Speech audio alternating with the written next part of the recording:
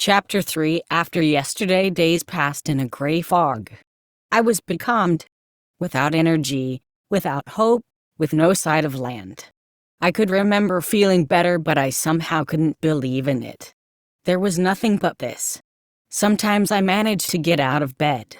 Sometimes I didn't. Sometimes I slept. Sometimes I didn't. Sometimes I thought about killing myself. The idea of it circled my head, shining and lovely like a tinsel halo. How beautiful it would be if everything could just stop.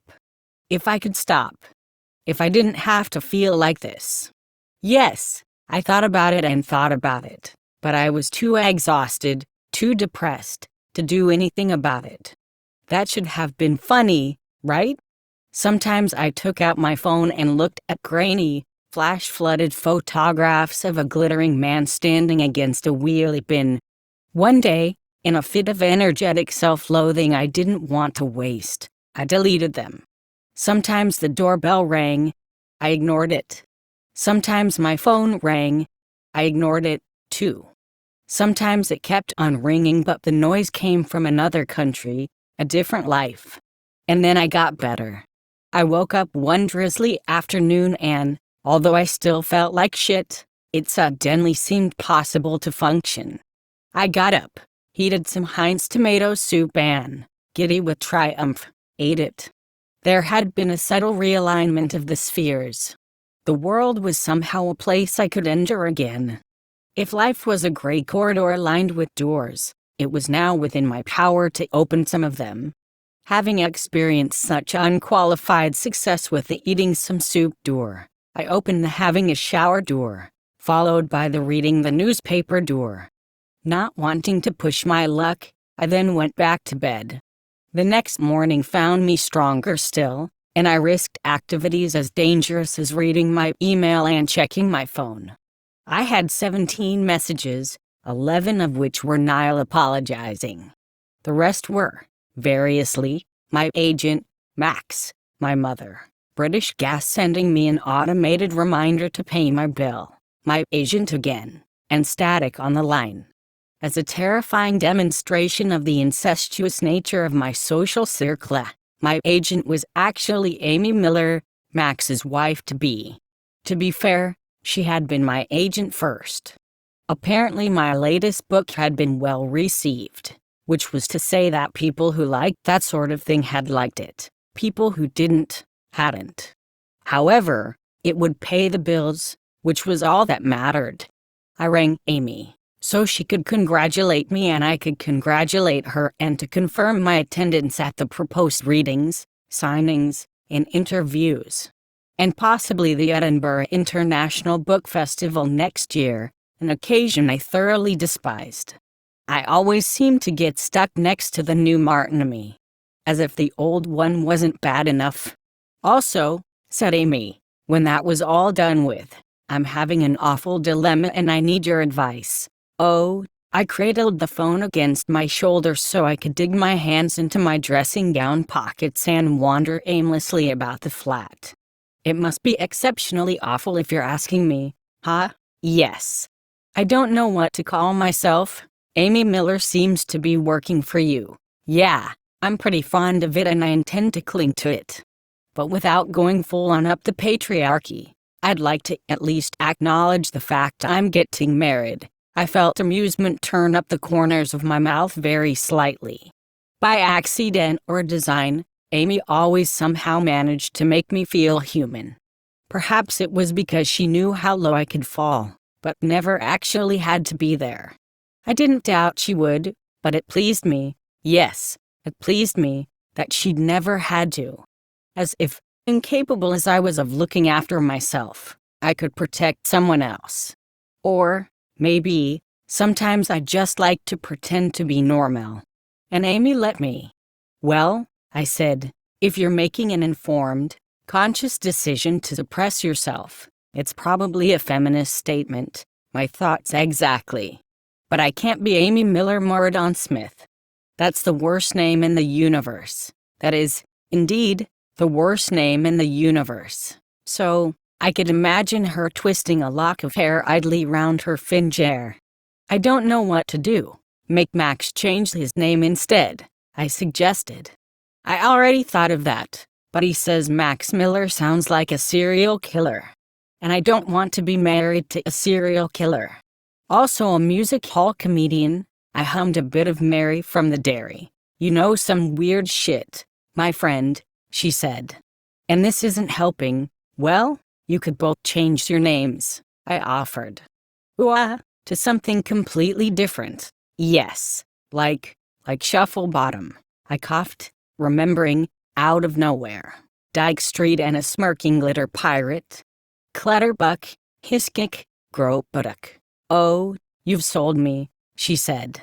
Amy and Max Miller Gropuddock. Glad to be of service. Speaking of service, she added, I've got a dress fitting.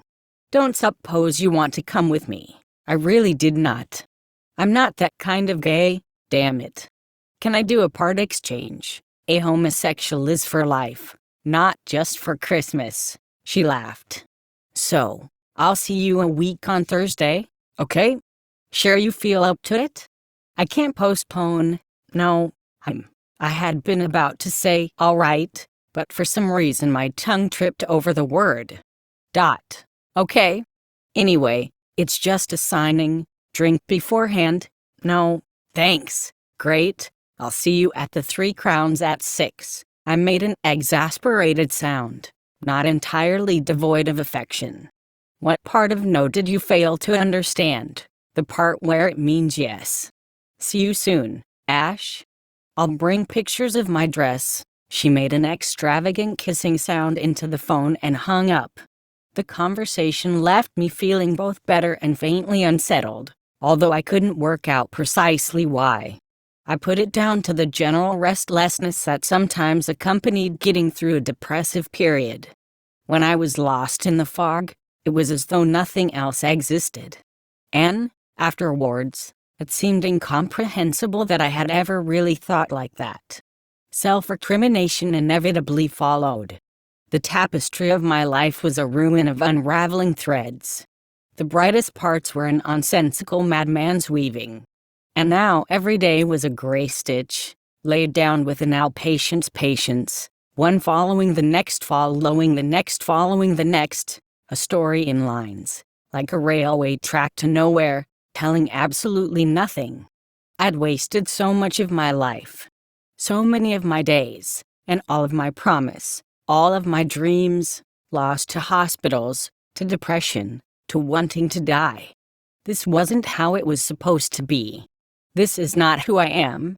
Except, of course, it was. It was all there was left to be. I wandered the flat, opening curtains, plumping cushions, picking things up and putting them down again.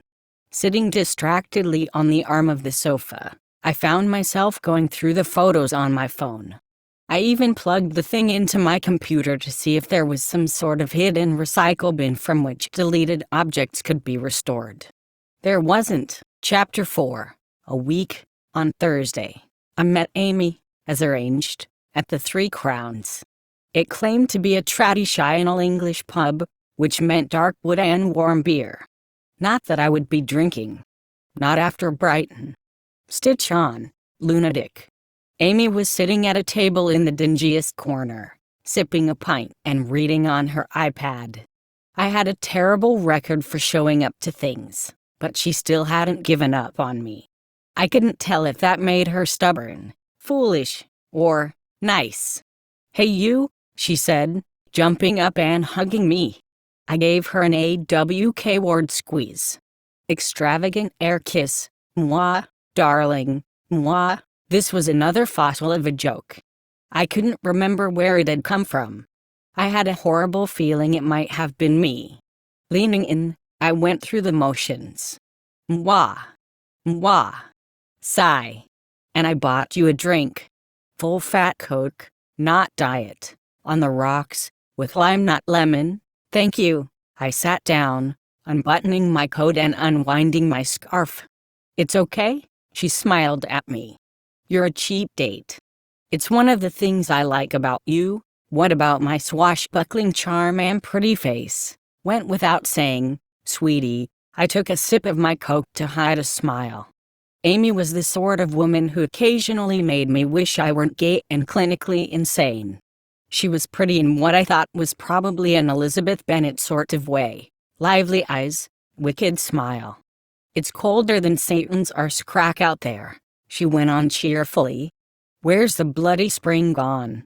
Have you been?" I hesitated, weighing fact and fiction, pride and friendship. "Well, truthfully, not entirely great. But I'm okay now. Yeah, I heard about Brighton." Well, this was likely to be awkward. "Oh," I adopted what I hoped was a neutral tone. She nodded. "Max told me." There was a pause. "Everything." Oh, yes. This was definitely awkward, and there was only so much mileage I could get out of She ruffled a hand through her hair. "I'm sorry, I don't want to dump shit on you. Shall we talk about how everyone loves the new Rick class instead?" "God, no," I recoiled in revulsion. "You know I hate talking about my books. Also, you can't dump shit on me." "Figurative shit. Anyway, are you sure? I'll tell you straight away if my mental health starts to buckle under the weight of your emo. Don't be an arse." She rapped the table in a manner that suggested it was substituting for my head. "I didn't mean it like that. Even non-depressed people have a right not be whinged at. I'm consenting, meaningfully, to be a whinge recipient." Maybe this was why I liked Amy. She was very good at making me feel like I might be salvageable. That I could be something other than a burden to someone. That I might be, all right. Okay. She folded her elbows on the table and took a deep breath. It's about Niall. I mean, trying to shag Max on his stag night was kind of not okay with me. But, equally, I know you guys all go way back, and I don't want to be some kind of evil bitch. Straight girl stereotype. Sometimes the simplest truths could be the most difficult. I suppose it depended which side of them you were on. It's fairly clear to everyone except Niall that he's in love with you, Amy. She was quiet for a moment or two, her finger tracing a succession of fading abstracts in a puddle of spilled beer. While I tried to come up with something useful and/or comforting to say to her and failed on both counts. I couldn't tell if it was because the problem was complicated and insoluble, or if I was just hopeless. Some friend. Some lover. I couldn't even indulge in a one-night stand without having a panic attack.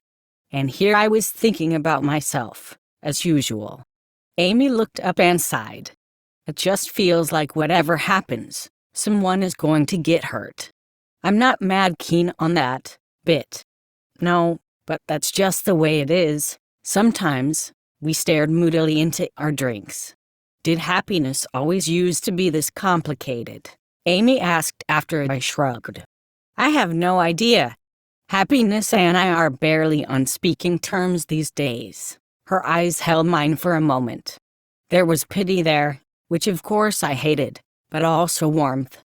I waited for the clumsy platitude, but I had, as ever, underestimated Amy. I'll show you some happiness." She slid her phone over the table. "Look, my wedding dress." I spared it a brief glance. "Yes, that's definitely a dress. Such a curmudgeon." She glared at me in mock displeasure. With an exasperated noise, I reached out, took the phone, and looked at the photograph. A smiling woman in a white frock. Scene 1. You've seen them all. Except, no, it was different. It was Amy. You look pretty. And happy. Not half as happy as the sales assistant standing next to me. "You wouldn't believe what a wedding dress costs." "No," I said firmly. "I wouldn't," she laughed. Curmudgeon. She pulled her phone out of my hands and stuffed it back into her pocket, signaling that I was relieved of my wedding-related conversational duties. "Anyway, what happened to you in Brighton?" "Max said you pulled, air." An absolutely scalding blush burst across my face. As far as I was concerned, what happened in Brighton stayed in Brighton. I didn't think he'd seen. I barely spoke to him, actually. I'm shitty like that. If Amy noticed my inept attempt to deflect the topic of conversation back to Max, she still let me get away with it. He's more perceptive than he lets on, and he does care about you. I know he does. I hesitated, wondering how best to articulate something awkward. It's just, Niall is sort of the linchpin. He's the thing we have in common. Not that he's a thing, but Max is almost like a friend-in-law. Or something. She grinned at me over her pint of John Smith's. Also, he is really scary. God, he is. Why are you marrying such a disgustingly perfect specimen of manhood? I have really terrible taste. I should find some kind of broken, insecure, miserable weasel-type man with a tiny cock, right? I spread my hands. Look no further. Except for the cock part. I'm phenomenally well endowed. Her smile vanished. Ash, she said softly. My hands were resting on the tabletop, carefully placed so my cuffs didn't drag in any beer rings, and Amy covered them with hers. It was nice, for about half a second, and then it was too much, even from Amy, so I shook her off. You're not broken. And everybody's insecure. Even Max, would you believe it? She paused. You do have a touch of the weasel though. I think it's that intent, curious, dark-eyed look you have. It's a bit masculine. I gaped at her, speechless, and she burst out laughing. Her laugh was nothing like my glitter pirate's laugh, but the easy joy in it made my memories chime like bells. I felt a sudden, sharp pang of something almost like loss. Before I had to wonder about it, my phone beeped a warning. Well, I finished the watery dregs of my Coke and stood. You may give thanks that you're spared my withering and soul-destroying retort because I need to go. Amy gave me the be seeing you wave. Best of luck. And try to have fun. Fun. I gave a fastidious shudder. Reading one of my own books. Why don't you put me down for a colonic irrigation at the same time, curmudgeon weaselist? I struggled into my coat, wound myself into my scarf, and headed out into the cold. A couple of hours later, I'd had my photograph taken, been confused with Adam Folds, had my photograph taken again, answered the usual questions about where I got my ideas. It's complicated. If I'd solved any actual crimes. No. And what advice I'd give to an aspiring writer, do something else. I'd valiantly read some passages from Through a Glass Darkly and nobody had fallen asleep or thrown rotten vegetables, so I thought it was fair to say it had all gone off quite well. I retreated to the nearby table while a wavering queue formed up in pursuit of my signature. But I was starting to feel tired, drained, and ungrateful. Sometimes it's beyond me to carry on a conversation with one person, and here I had a whole room looking at me expectantly. I knew I should have been glad for them, for these were the readers who kept me in pajamas and tea bags. And I was. But I didn't see why I couldn't be glad quietly, at a safe distance, in the privacy of my own home. The truth was, somewhere down the line, between the hospitalizations and the drugs, I'd somehow lost the cornerstone of humanity, the ability to pretend, to counterfeit the basics of social interaction, to smile when you didn't feel like smiling, to seem like you cared about other people when you lacked the capacity to care about yourself. So that left me, graceless and wearied, pretending to pretend. An organ grinder's brass monkey, capering to clockwork. Another copy of my book appeared in front of me, dog-eared and well-read, which pleased me, just a little. I'd always found something slightly eerie about untouched books. Glass coffins, with the words sleeping inside. Who should I make it out to? I asked, not quite managing to look up. Oh, I dunno, said a far too familiar voice. How about maybe to the G's of what I slept with and then done a runner on in the middle of the night, making him feel like a right slapper. That's quite lengthy, I said, after a very long moment.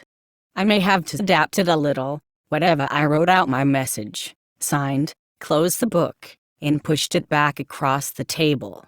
Right, said Essex. Thanks. His footsteps receded. I tried to think over the wild thundering of my heart. Someone placed another book in front of me, newly purchased and pristine. My fingers trembled as I opened it. Who I began. Oh, I forgot. Dear God, he was back. You left some in behind. There was a flutter of turquoise silk, and my boxers with the peacock feather print landed right on top of the title page of Through a Glass Darkly. I jerked my head up just in time to see Essex flouncing off and the frozen expression of the tweed-jacketed gentleman standing in front of me. I'm terribly sorry, he said, after a moment, but I only brought a copy of the book. I put down my pen, picked up my boxers, folded them neatly, and tucked them into my inside breast pocket. Then I picked up the pen again. That's quite all right, I said, magnanimously. Who should I make it out to? I escaped half an hour or so later without further incident. As I stepped onto Piccadilly, however, something made me look around. Sitting at the bus stop, bag at his feet, was Essex.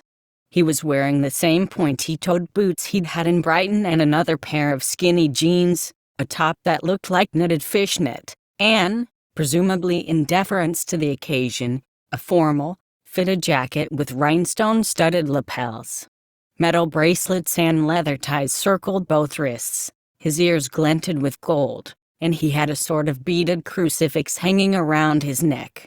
He looked absurd and beautiful, and dejected. He was holding my book, open at the title page, and I stared at him idiotically, unable to walk away. I wanted him. Still. Again.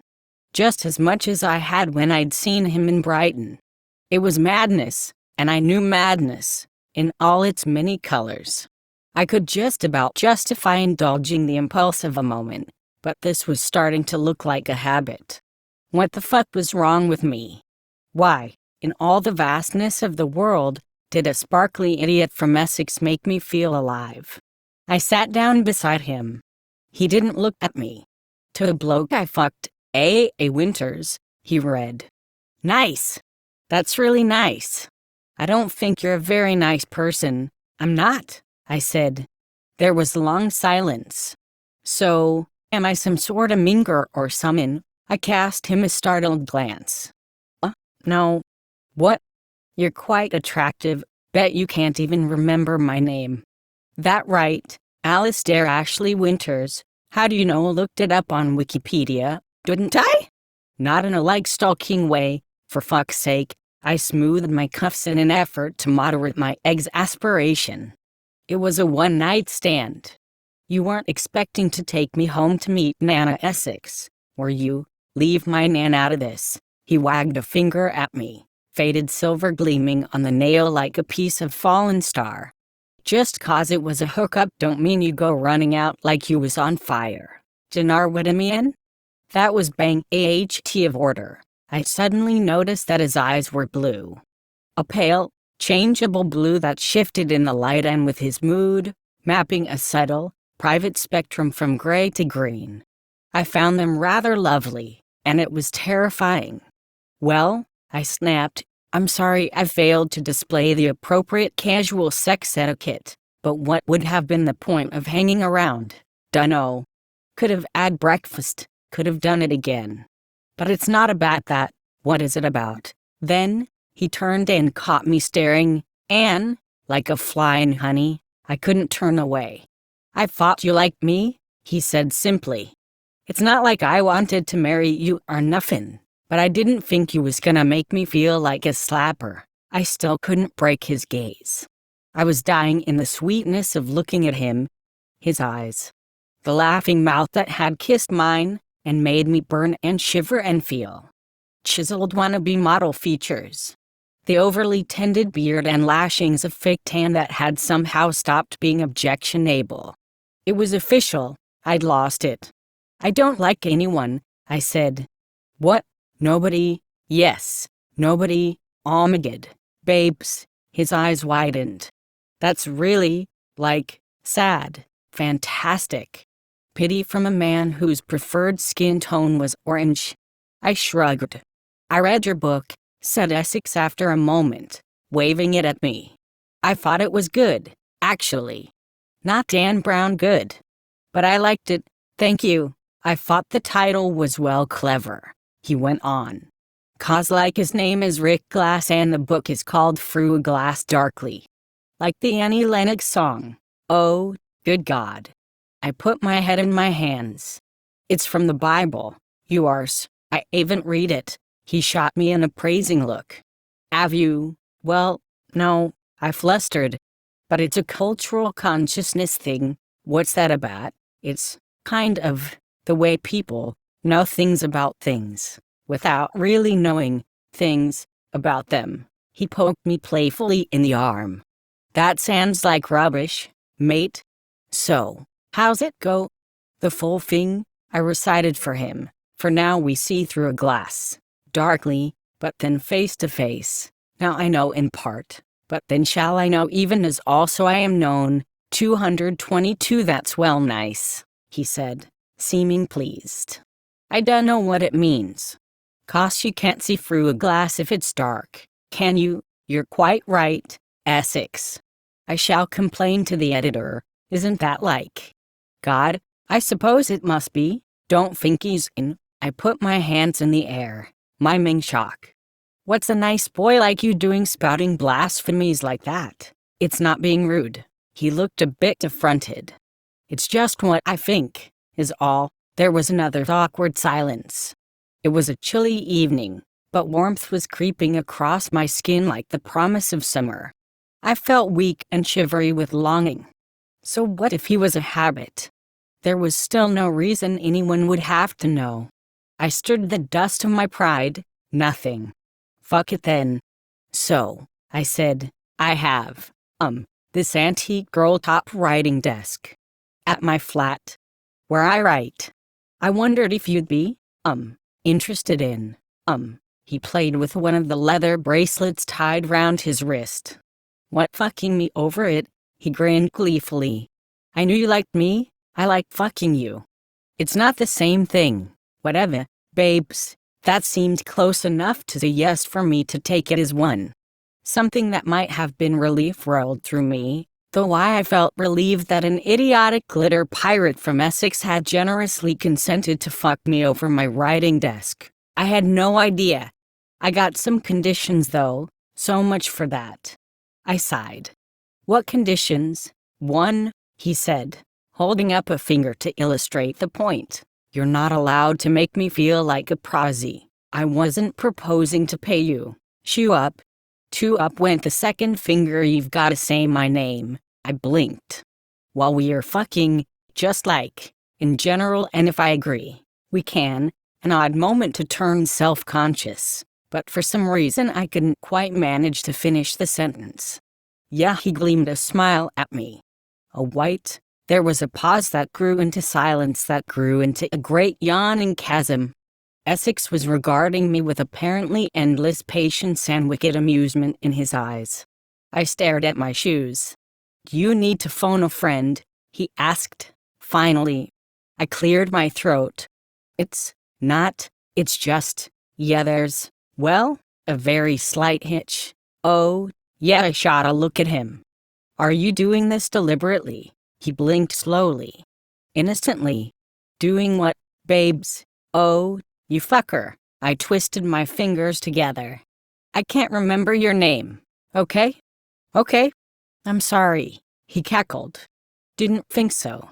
You're enjoying this. Well, it's a good job I am, 'cause I reckon some people would be proper mugged off. Come on, I didn't think I'd ever see you again.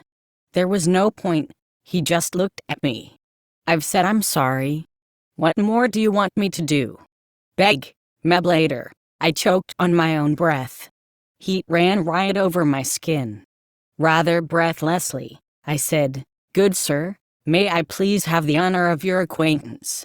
Yeah, a white, he said. My name's Darian Taylor. We shook hands solemnly.